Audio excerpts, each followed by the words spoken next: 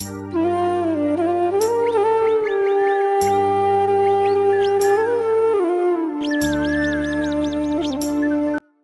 দিন ছোট হয়ে গেছে, তার উপর আজ থেকে আবার দুষ্টুটার এক্সাম শুরু হলো। প্রিয় বন্ধুদের কিছু প্রশ্নের উত্তর দিলাম। আচ্ছা তোমরা বলো তো, এটা কি মথ না প্রজাপতি? প্রজাপতি হলে ঠিক আছে, বাট মথ আসা বাড়িতে ভালো না। তো আমি না চিনতে পারছি না, তোমরা যদি চিনে থাকো তাহলে আমাকে কমেন্টসে জানিও। শুভ সকাল বন্ধুরা, কেমন আছো তোমরা সবাই? আশা করছি যে যেখানেই আছো কাছে দূরে সবাই খুবই ভালো আছো, সুস্থ আছো, আর তোমাদের ভালোবাসে আমরাও মোটামুটি ভালো আছি। তো সকালবেলায় প্রতিদিনের মতো কাজ শুরু করে দিয়েছি। তো এখন থেকে আজকের ভিডিওটা শুরু করছি। এখন ঘড়িতে সকাল 6টা বাজে। আজ শুক্রবার, তো 22 তারিখ। আজ থেকে দুষ্টটার এক্সাম শুরু হলো। 8:30 দিয়ে এক্সাম শুরু হবে 9:30 পর্যন্ত, 1 ঘন্টা সময়। আর তোমরা তো দেখেছো ওকে তুলতে কতটা কষ্ট হয়। ও কিছুতেই উঠতে চায় না, টেনে টেনে ওকে তুলতে হয়। তার জন্য আজকে অনেক সকাল সকাল উঠেছি। তো 6টা থেকেই আজকে ব্লগটা শুরু করলাম, কিন্তু আমি উঠেছি অনেক আগে। 4:30 5টার সময় আমি আজকে উঠেছি। তো যাই হোক, এখন আমি এই যে সংসারের কাজগুলো করে নিচ্ছি, করে তারপরে যাবো দুষ্টকে রেডি করাতে। তো এখন বাজে 6টা। এখন দেখে তো লাভ নেই, ও ঘুমাচ্ছে ঘুমাক। আমি 7টা 7:30টার দিকে ডাকবো। বাসনগুলো সব মাজা ধোয়া করা হয়ে গেছে, রান্নাঘরও পরিষ্কার করা হয়ে গেছে। আর এদিকে আমি দুষ্টুর ব্যাগটাও গুছিয়ে নিয়েছি। এখন যাচ্ছি নিচে, এই 7:30টার মতো বাজে। দুষ্টকে এবার ডেকে রেডি করাবো, না হলে অনেকটাই দেরি হয়ে যাবে। এক্সাম একটু 5-10 মিনিট আগে না গেলে হয় না। তো এদিকে দেখো আমি ওর ড্রেস পরিয়ে রেডি করিয়ে দিয়েছি। এখন আমি ওর পায়ে মোজাটা পরিয়ে দিচ্ছি। আজকেও কিছুতে উঠতে চাইছিল না, অনেক ডাকাডাকির পর, অনেক টেনে তোলার পর তারপরে উঠেছে।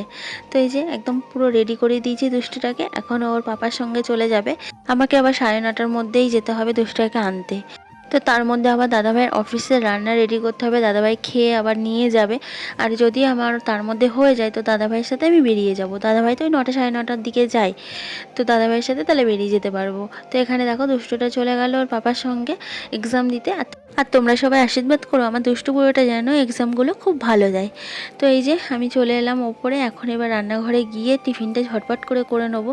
আবার বেরাতে হবে আমার। তো আজকে কোনো কাজ হবে না, সব কাজ দুষ্টুকে নিয়ে এসে তারপরে আমাকে করতে হবে। তো এদিকে দেখো আটাটা মেখে আমি এখন রুটিগুলো বেলে নিচ্ছি।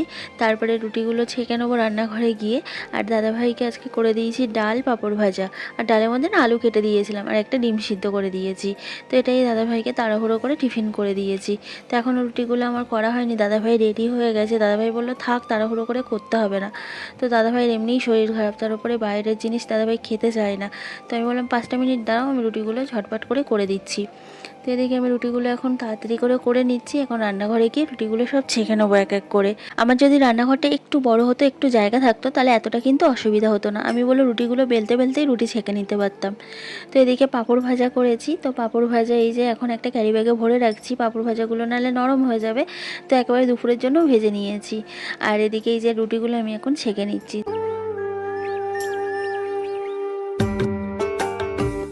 দেখো 9:30 বাজতে যায়, আর আমি রেডি হয়ে গেছি দুষ্টকে আনতে। আজকে একেবারেই তোমাদের দাদাভাইয়ের সাথে যাচ্ছি।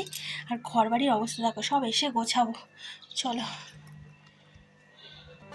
দাদাভাইয়ের এমনিই অনেকটা দেরি হয়ে গেছে। দাদাভাই 9টার দিকে বেরায়, আর এখন 9:10 বাজে। তো 10 মিনিট একটু দেরি করিয়ে দিলাম, আর কি করব বলো। নাহলে এখন আমাকে হেঁটে হেঁটে দৌড়াতে দৌড়াতে যেতে হবে দুষ্টকে আনতে। তো এই যে দাদাভাইয়ের সঙ্গে এখন আমি যাচ্ছি দুষ্টকে আনতে। তো দাদাভাই পুরোটা ছেড়ে দেবে না, অর্ধেকটা ছেড়ে দেবে। দাদাভাই অন্যদিকে ঢুকে যাবে। তো আমি বললাম তোমার দেরি হয়ে গেছে, তুমি আমার অর্ধেকটা ছেড়ে দাও। তো এই যে স্কুলে এসে দেখি এখন অনেকটাই টাইম আছে, 5 মিনিট মতো। তো সব বন্ধুদের মারা বসে গল্প করছে, আমাকে আবার ডাকলো, আমিও গিয়ে একটু বসলাম, কথা বললাম। তারপরে এই যে ছুটি হয়ে গেছে দুষ্টুদের। এখন এক এক করে সব বাচ্চাদের ছাড়ছে। আর দেখেছো কত ভিড়। অন্যদিন এমনি স্কুলের সময় আমি অনেক দেরি করে আসি, সবার ছুটি হয়ে যায় প্রায় 10-15 মিনিট পর আসি। তো তখন আর এত ভিড় থাকে না, সব বাচ্চারা চলেই যায়। আর আজকে তো একদম টাইমে এসেছি। আর দেখো কত ভিড়, পিছনেই আমি দাঁড়িয়ে রয়েছি। আমি ঢোকার চান্সই পাচ্ছি না। কার্ডটা যে জমা দেবো, কার্ড না জমা দিলে তো বাচ্চা বার করবে না। তো কার্ডটা জমা দিতেই আমি ঢুকতেই পাচ্ছি না, এত ভিড়। তো সব এক এক করে বেরাচ্ছে। তো বাচ্চাগুলোকে তো বেরানোর জায়গা করে দিতে হবে, তার জন্য আমি ভীষণই দাঁড়িয়ে রইলাম। তো ফাঁকা হোক, তারপরে গিয়ে কার্ডটা জমা দেবো। তো তারপর দুষ্টকে নিয়ে বাড়ি চলে এলাম। দুষ্টকে জিজ্ঞাসা করলাম কেমন হলো এক্সাম। তো বললো তো খুবই ভালো হয়েছে। আর কি কি দিয়েছে জিজ্ঞাসা করলাম, ওর সবই কিন্তু জানা, শুধু শুধু একটু অন্যমনস্কর জন্য ভুলভাল করে ফেলে। আর এখন লেখা আবার উল্টো উল্টো শিখছে। তো অনেক বুঝিয়ে তো দিয়েছি, জানি না এখন রেজাল্ট যেদিন বেরাবে সেদিনই একমাত্র বুঝতে পারবো কেমন কি করেছে। তো এই যে 9:30, 10:30 বাজে। বাড়ি চলে এসেছি, আর এই দেখো বিছানাটাও গুছিয়ে নিয়েছি। এবার ঘরটা ঝাড় দেবো, ঘরটা কোনো ঝাড় দেওয়া হয়নি, তো ঘরটা ঝাড় দিয়ে নিই। চলো। স্কুল থেকে বাড়ি এসেই আগে বাসি বিছানাটা তুলে নিয়েছি, তোমাদেরকে দেখানো হয়নি। আর আমার বাসি বিছানা পড়ে থাকলে না একদম ভালো লাগে না, তো আগেই আমি বাসি বিছানাটা তুলে নিয়েছি। তারপরে এই যে ঘর বারান্দা সব এখন ঝাড় দিয়ে নেবো, তারপর সিঁড়িগুলো সব ঝাড় দিয়ে নেবো। আর পুরো বাড়িটা কিন্তু ওপর নিচ ঝাড় দিতে অনেকটাই সময় লেগে যায়। আর বেলা কিন্তু দেখতে দেখতে অনেকটাই ছোট হয়ে গেছে, তো বেলার সাথে কাজ করতে গেলে দৌড়ে দৌড়ে কাজ করা ছাড়া কোনো উপায় নেই। তো বেলা তো চলে যাবে, বেলা তো আর থেমে থাকবে না, তো কাজগুলোকে বেলার সাথে করতে গেলে আমাকে তাড়াহুড়ো করেই করতে হবে। তো এই যে আমার নিচের ঝাড়টার তো দেওয়া হয়ে গেছে, তোমরা দেখলে। আর এই যে চাদর নিয়ে যাচ্ছি এখন ওপরে ঘরের চাদরটা পাল্টাবো, এ ঘরের চাদরটাও পাল্টাবো, বাট আজকে আর হবে না, ওপরে ঘরের চাদরটা আজকে পাল্টাই। আজকে ভেবেছিলাম 2 ঘরের চাদরই পাল্টে নেবো, বাট আর সময় হলো না, কি করব, তো এক এক করেই করা ভালো। তার জন্য ভাবলাম উপরে ঘরটা পাল্টে নিই, তারপর কালকে নিচে ঘরটা পাল্টে নেবো। কালকে দুষ্টটা স্কুল নেই, অনেকটাই সময় পেয়ে যাব। তারপরে দেখো উপরে ঘরে এসে এখন উপরে ঘরের চাদরটা পাল্টে নিচ্ছি, তারপরে ঘর ঝাড় দিয়ে নেবো আর উপরে ঘরের কাজগুলো সব একে একে কমপ্লিট করে নেবো। তবে কি বলতো, এই প্ল্যাটফর্মে এসে আমি অনেক কিছু জানতে পারছি, অনেক কিছু শিখতে পারছি। এই না চৌধুরী দি ভাই আমাকে কমেন্টস করেছে কালকের ভিডিওতে, টুকুন পুজো দেওয়ার পর প্রদীপ নিভিয়ে দিতে নেই। তো আমার এটা সত্যি জানা ছিল না। দি ভাই তোমার কাছ থেকে জানতে পেরে না আমার অনেক উপকার হলো। এরপর দিন থেকে আমি আর এরকম কাজ করব না, কারণ এভাবেই তো জানা যায়, শেখা যায়, তাই না? তারপর নিবেদিতা দি ভাই আমাকে কমেন্টস করেছে যে টুকুন তোমার বাড়ি কোথায়? আমার বাড়ি কলকাতায় দি ভাই। তারপরে দোলন সিম্পল হাউস ওয়াইফ দি ভাই আমাকে কমেন্টস করেছে তোমার বাড়িটা কোথায় গো? আমার বাড়িটা কলকাতায় দি ভাই। শুক্লা দি ভাই কমেন্টস করে বলেছে দুজন থাকলে এরকম খুনসুটি সবসময় হয়। হ্যাঁ গো দি ভাই, সর্বক্ষণ সারা দিন রাত শুধু এরকম খুনসুটি চলতেই থাকে, আর আমি শুধু বকতেই থাকি। চম্পা রানী সরকার দি ভাই কমেন্টস করেছে সয়াবিন আমারও ভীষণ পছন্দ। আর বলো না দি ভাই, সয়াবিন আমার ছেলে মেয়ে বড়মাসার খুবই পছন্দের খাবার। মিতালি চৌধুরী দি ভাই কমেন্টস করেছে শরীর অসুস্থ নিয়ে কত কাজ করলে। কি করব দি ভাই, একার সংসারে কাজ তো করতেই হবে, কেউ তো করে দেওয়ার নেই। তো শরীর অসুস্থ থাকলে সব কাজই কিন্তু আমাকেই করতে হয়। এই বাসনগুলো এখন সব মাজবো, বেসিন ভর্তি বাসন, বেসিনের তলায় দেখো কত বাসন। সকালবেলায় চলে গেছিলাম, তার জন্য আর মাজা দেওয়া হয়নি। আর আমার সব মিষ্টি দিদি ভাইদের জন্য অনেক অনেক ভালোবাসা জানাই। আর একদিনে তো সবার কমেন্টসের রিপ্লাই দেওয়া সম্ভব না, আবার নেক্সট দিন ভিডিওতে রিপ্লাই দিয়ে দেবো তোমাদের কমেন্টসগুলো। তো দেখো বাসন মেজে এখানে আমি চায়ের কাপগুলো সব উবুর করে রেখে দিলাম। তারপরে এই যে জানলাতে বড় বড় বাসনগুলো এখন আমি উবুর করে দিচ্ছি, আর জানলাটা কত সুন্দর রৌদ্র এসছে, বাসনগুলো সব জল ঝরে গেলে আমি তুলে রেখে দেবো। তো তারপরে এই যে জামা কাপড় কেচে স্নান করে চলে এলাম ছাদে, এখন ছাদে জামা কাপড়গুলো মেলে দিচ্ছি। আজকে না রৌদ্রের তেমন জোর নেই, খুবই হালকা রৌদ্র, তো জামা কাপড়গুলো মেলে দিই, জানি না শুকাবে কি না। আর আজকে অনেক মোটা মোটাই জামা কাপড় সব কাচা ধোয়া করেছি। জামা কাপড়গুলো মেলে চলে এলাম সবজি কাটতে, তো এখানে আলু কেটে নিচ্ছি, আলু ভাজা করব তার জন্য। আর আমার শরীরটা যেন সারতেই চাইছে না, প্যারাসিটামল খাচ্ছি তাও যেন ঠান্ডা আর লাগা সারছেই না। আর শরীর অসুস্থ থাকলে না কোনো কাজ করতে ভালো লাগে না, কোনো কাজ করতেই ইচ্ছা করে না। তো কি করব, তবুও করতে হয় মনের জোর দিয়ে। তো এখানে আলুগুলো সব আমি দেখো চৌকো চৌকো করে কুচিয়ে নিচ্ছি।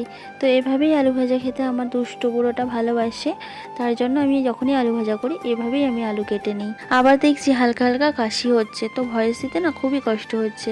ভাবছিলাম আজকে হয়তো ভয়েস দিতে পারবো না, তো দেখছি খুবই কষ্ট করে ভয়েস দেওয়া যাচ্ছে। আর ওয়েদারটাই তো ঠিক নেই, দুদিন আগে খুবই ঠান্ডা পড়লো, খুবই ঠান্ডা হাওয়া দিচ্ছিল, আবার কাল থেকে না গরম। তো এভাবে চললেই তো ঠান্ডা গরম লেগে যাবে, তাই না? মানুষের শরীর খারাপ তো হবেই। তবে রান্নাঘরে এসে রান্নাটা বসিয়ে দিয়েছি, চলো আজকে তোমাদের দুপুরে মেনুটা দেখিয়ে দিই। তো এখানে এই যে ডাল করে নিয়েছি, আর এদিকে আলু ভাজা করে নিয়েছি এই যে ডুমু ডুমু করে কেটে, আর আছে বেগুন ভাজা। তো এই বেগুনগুলো না গোটা গোটা বেগুন, দেখো একদম ছোট্ট ছোট্ট গোটা গোটা বেগুন ভাজা করেছি। এগুলোকে বলে ঝুরি বেগুন। তো দেখো একদম ছোট্ট ছোট্ট। তো এরকম বেগুন তোমরা কি কেউ কোনোদিন ভাজা করেছো? বেশ ভালো লাগে কিন্তু খেতে। আর করেছি এই যে পাঁপড় ভাজা, দুষ্টুটার সবচেয়ে ফেভারিট ডালের পাতে পাঁপড়। তো এই পাঁপড় ছিল কয়েকটা, সেগুলোই ভাজা করে নিয়েছি। তো আজকে দুপুরের মেনু এই যে, তো এগুলো দিয়ে আজকে দুপুরে খাওয়া দাওয়াটা সেরে নেবো।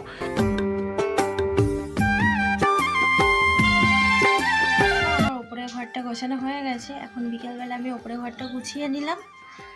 আর এই চাদরটা তো আমি আজকেই চেঞ্জ করেছি, চাদরটা কত সুন্দর, আমার ভীষণ ভালো লাগে চাদরটা। দেখো চাদরটা, তো বিছানাটা পুরো ফাঁকা করে দিয়েছি, সবাই পড়তে আসবে।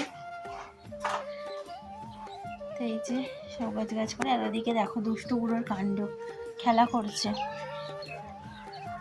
কিরে কিরে, কোথায় যাচ্ছিস? আমি রয়েছি না, চলে যাচ্ছিস কেন? তাড়াতাড়ি আয়।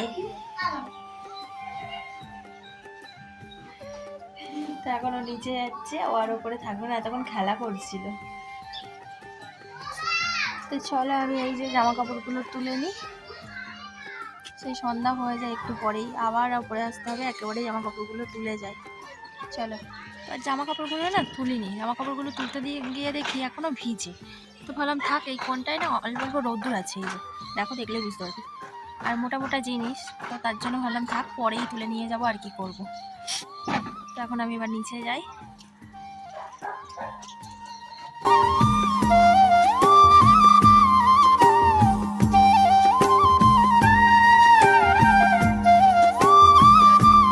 উপরে সব কাজকর্ম গুছিয়ে এই যে নিচে এলাম, আর এখন 3:30 বাজে ঘড়িতে, সন্ধ্যে 6টা অবধি থাকবো, আবার উপরে চলে যাব।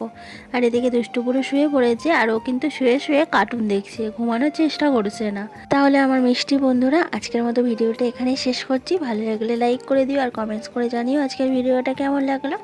আর আমার ভিডিওটা যদি কোথাও ভালো লেগে থাকে, চ্যানেলটা সাবস্ক্রাইব করে আমার পাশে দেখো। সবাই সুস্থ থাকবে, ভালো থাকবে, চলো টাটা।